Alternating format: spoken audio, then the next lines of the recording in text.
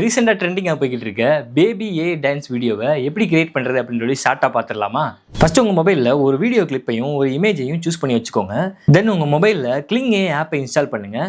Install பண்ணதுக்கப்புறமா first டைமாக நீங்கள் சைன் அப் பண்ணீங்க அப்படின்னா உங்களுக்கு சில ஃப்ரீ கிரெடிட்ஸ் கிடைக்கும். அந்த கிரெடிட்ஸை யூஸ் பண்ணி ஒன் டைம் மட்டும் இந்த வீடியோவை ஜென்ரேட் பண்ணிக்கலாம். இப்போ சைன்இன் பண்ணிட்டு கிளிங் ஏ ஆப் ஓப்பன் பண்ணீங்க அப்படின்னா இங்கே ரைட் சைடில் மோஷன் கண்ட்ரோல்னு சொல்லி ஒரு டேப் இருக்கும். அதை செலக்ட் பண்ணிக்கோங்க.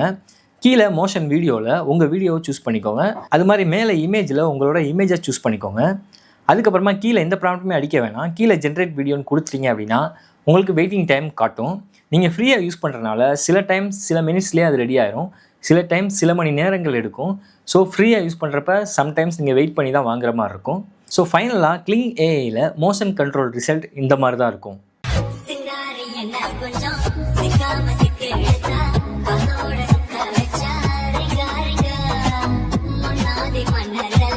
பின்னாடி வந்தாலுமே என் ஆண்ட மாட்டேங்க தங்கா தங்கா